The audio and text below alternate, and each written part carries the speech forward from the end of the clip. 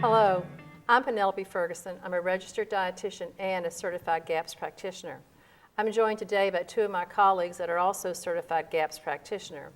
And this is one of a series of videos regarding the GAPS diet. GAPS stands for Gut and Psychology Syndrome and Gut and Physiology Syndrome.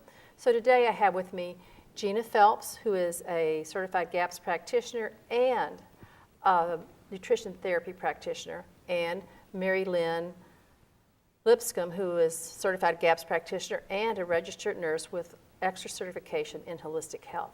Mary Lynn.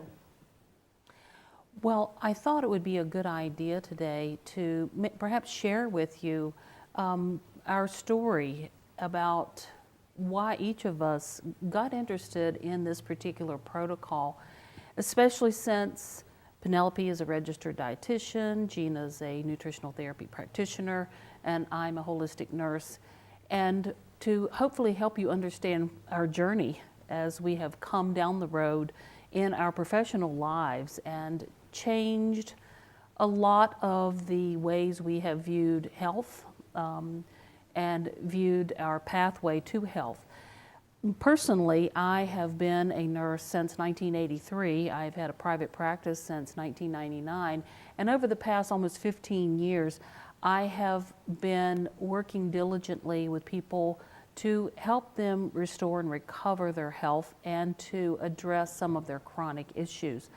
And through that time, I began to understand that there was often a very central area that bothered people, and that seemed to almost always be aspects of their digestive system. Now, sometimes they would have complaints of headaches or sleeplessness or fatigue or allergies. And I came to know through some specialized testing that I was able to do with a computerized system that there 9 times out of 10, that assessment would reveal issues with the gastrointestinal tract. So because of that, in 2007, I attended a conference called the Weston A. Price Foundation Conference, and I heard at that conference Dr. Natasha Campbell-McBride speak about GAPS, Gut and Psychology Syndrome. And she literally put the pieces of a puzzle together for me at that conference, in that she explained the aspects of gut health, starting from the moment of birth and coming forward through life, and what can damage the gut flora and how the microbes are such an integral part of health. And she helped me understand that a major core of health is, as I was suspecting and as my computer assessment was revealing, the gut. And so from that vantage point, I determined to become a certified GAPS practitioner and then to turn focus on healing the gut so that many symptoms could be addressed based on that approach. So that's just a very short version of my story. I think also Gina and Penelope will share with you their story.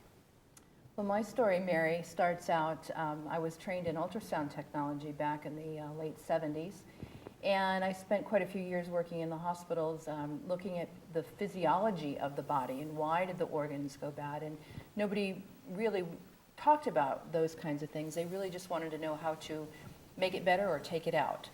So as I progressed in that part of my career, I had children at that point, and I started seeing allergies and issues with their digestive system, and I didn't ever put allergies and digestion together. It was always kind of a, why are they sick? Why do they have earaches? A lot of questions about that.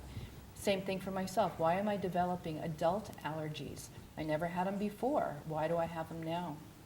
So fast forward years of homeschooling and teaching anatomy to my children and their friends, and teaching health classes in that environment, and I started learning more and more and kind of looking at the paradigm of my education and saying, this doesn't make sense to what I had been taught years ago. Back in the early 2000s, I also attended a Weston A. Price conference and started hearing things about traditional foods and cultured foods that made such an impact on me. So I came home and I started making the traditional foods and learning about bone broth and making that in my family, and sauerkraut and kombucha and different things that we've talked about over this series. A few years later, I decided to take a class called the Certified Healing Food Specialist class, and I actually learned how to do this and to teach that. And from that, I ended up becoming a nutritional therapy practitioner. So in my focus of clients now, I work with digestion and putting all the pieces of mental health and digestive health and joint health and female hormone and male hormonal changes, and really narrowing it down that it really all these issues start in the gut. And through that, I then was introduced to Dr. Natasha and became a certified GAPS practitioner. So that's kind of my journey. And Penelope, would you like to share yours? Well, I have many aspects that are the same as you ladies. I am a registered dietitian. I've been critical care support credentials, and I've taken tens of thousands of diet history from people. And some people are sick for this reason and that reason. But I was also figuring out that it ended up being the foods they ate and their digestive health, and also how old they were. I mean, I don't mean ancient, I mean age, but the fact that were they raised on a farm? Did they have traditional foods, or were they the fast food people?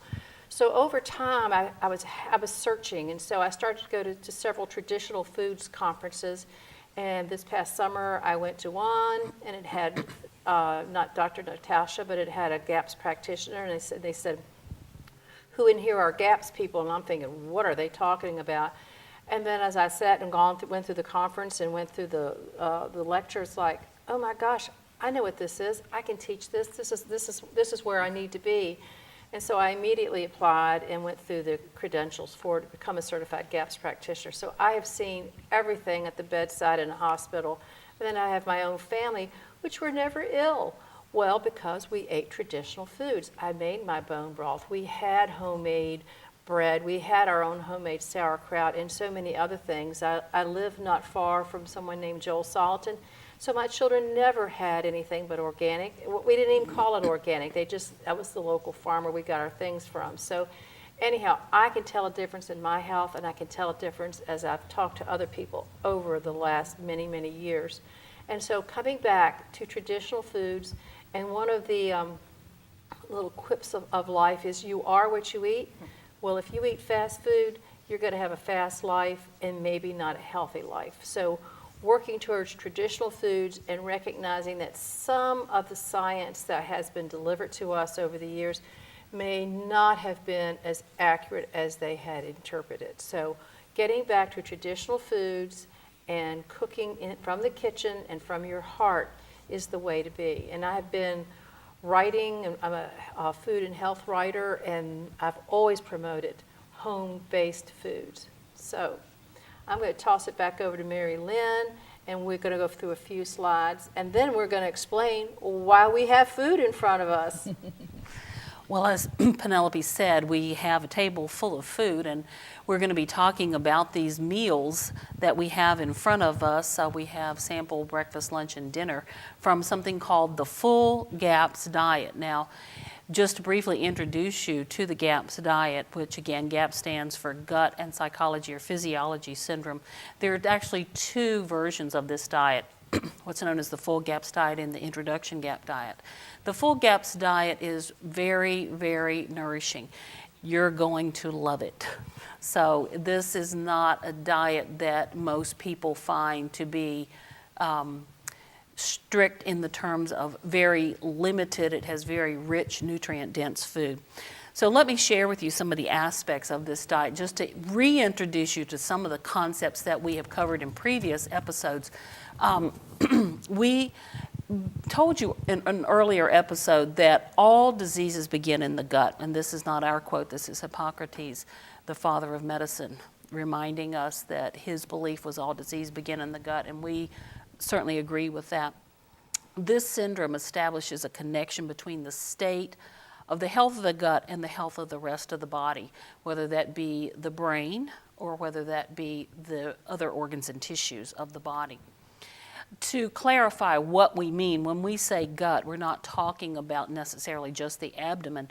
We are talking about the entire gastrointestinal tract, starting at the mouth and going all the way to the exit or the anus of the body.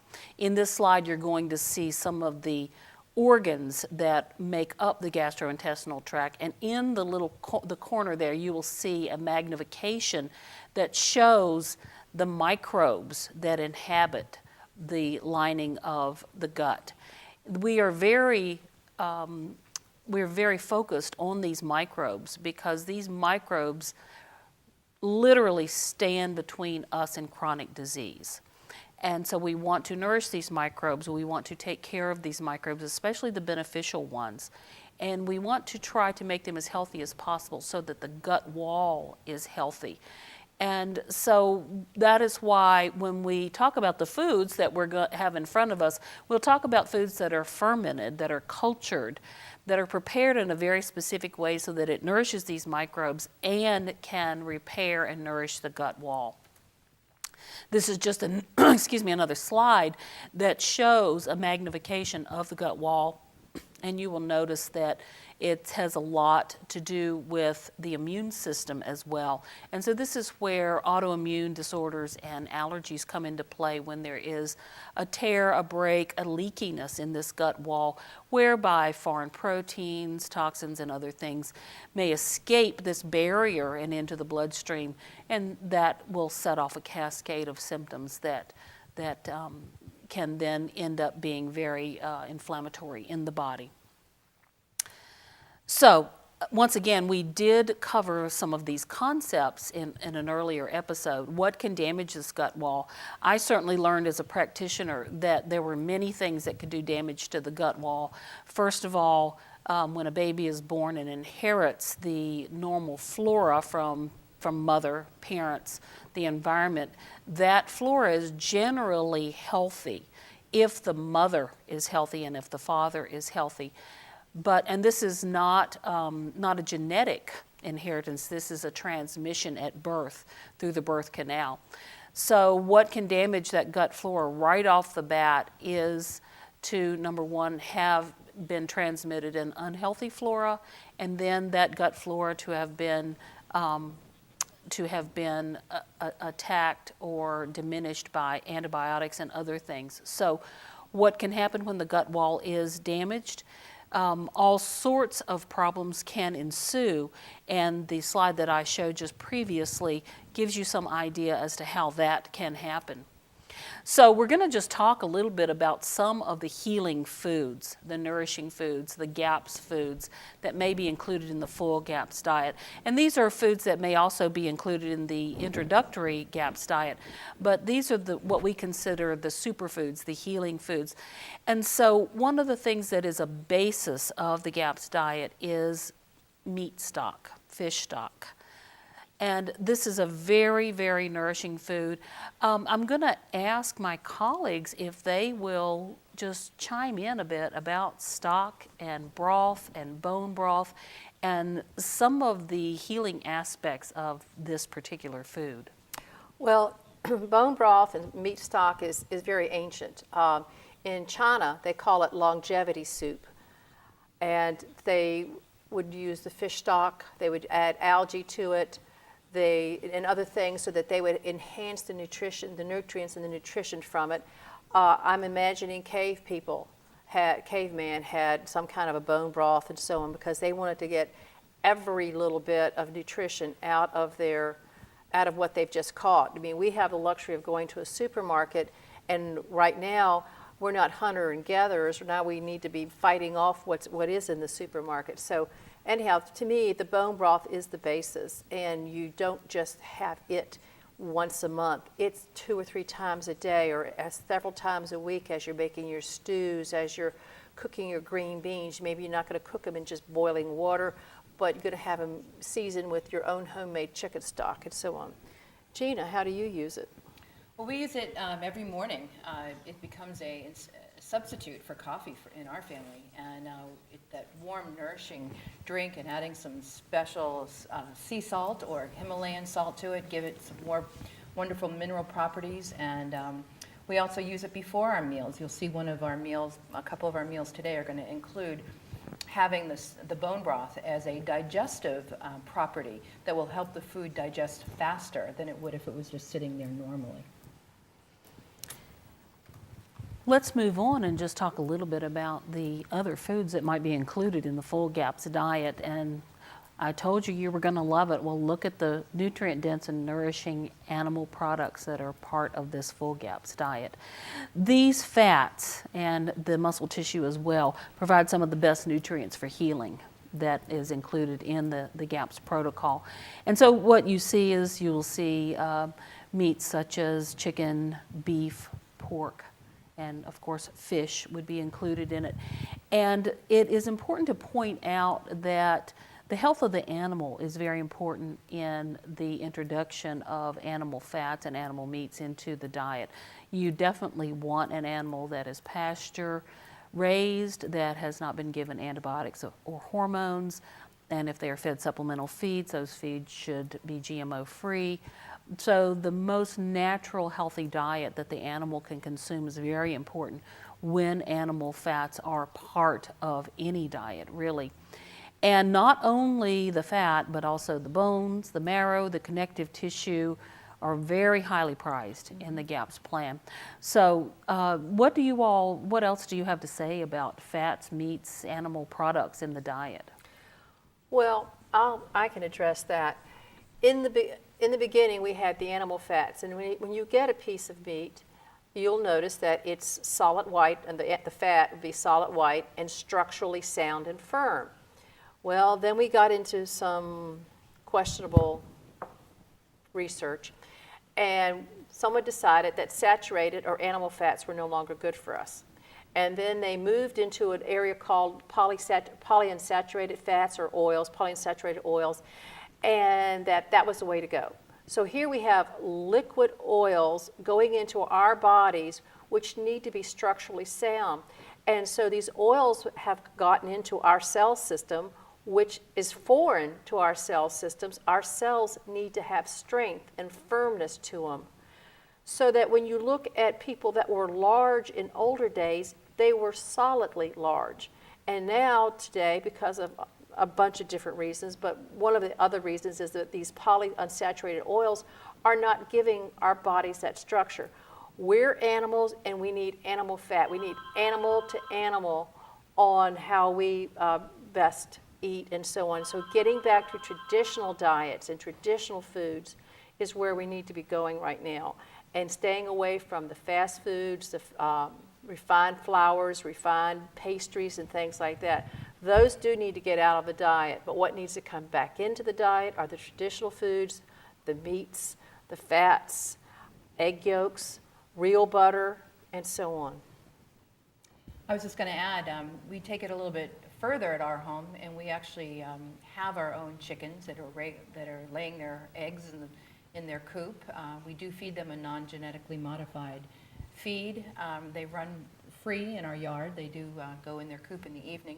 We raised our own, you'll see the meal that I have in front of me has a broiler that we raised in our backyard this summer.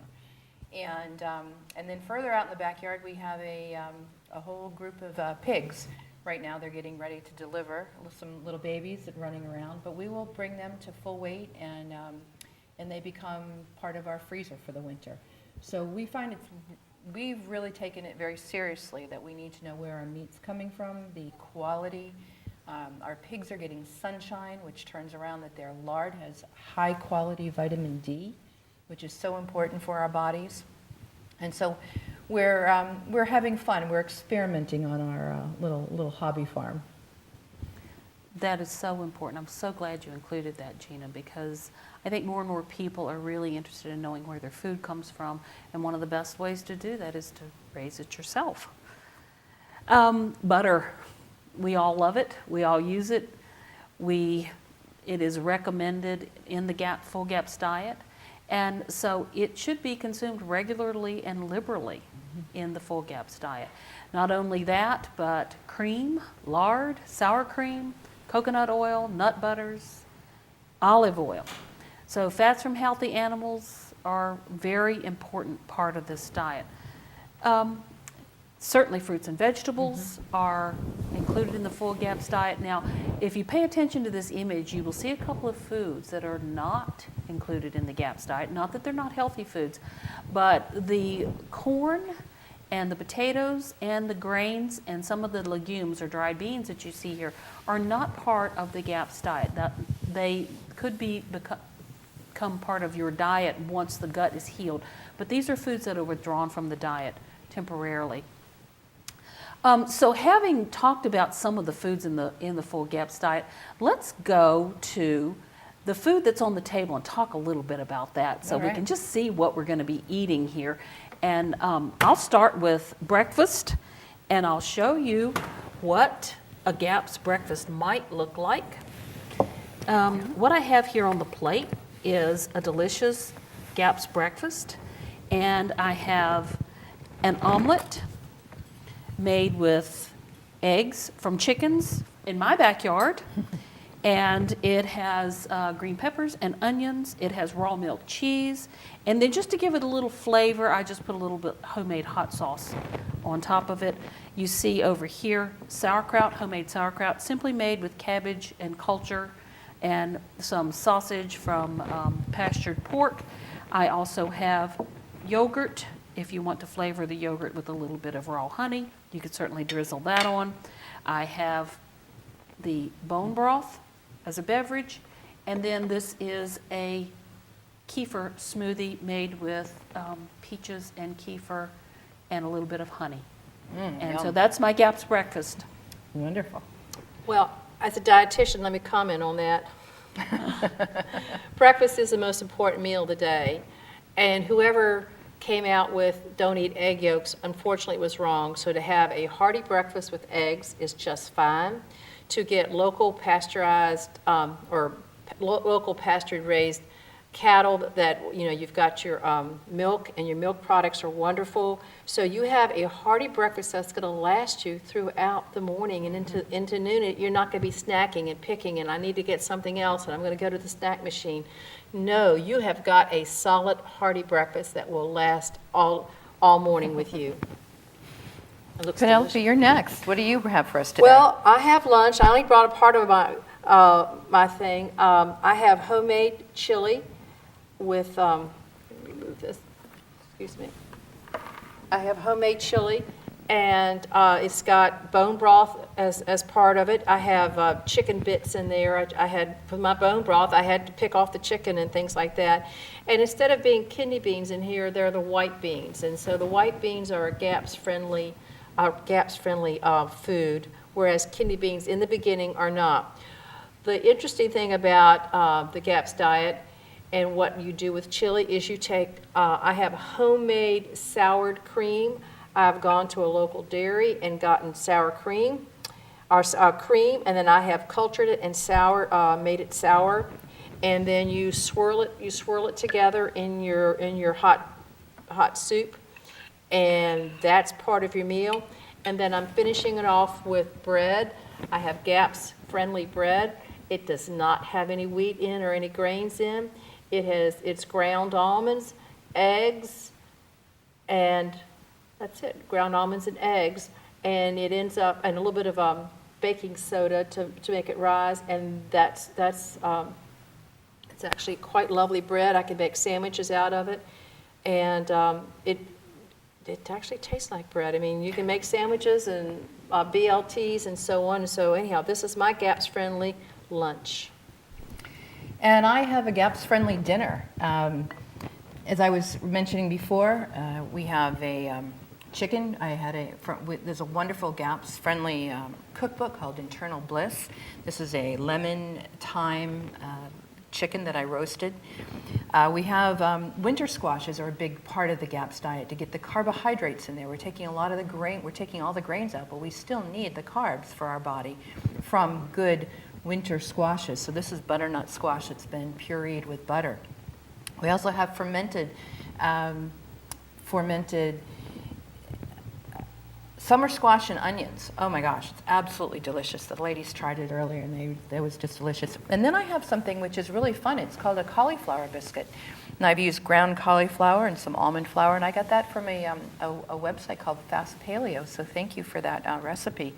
And so many recipes that we've used that are non-dairy, non-grain, non-sugar-free can be found in different types of, it doesn't have to be a traditional website, it doesn't have to be a GAPS website, it can be a paleo website or a primal website, or just somebody that's careful to consider using traditional foods and real foods for our diet.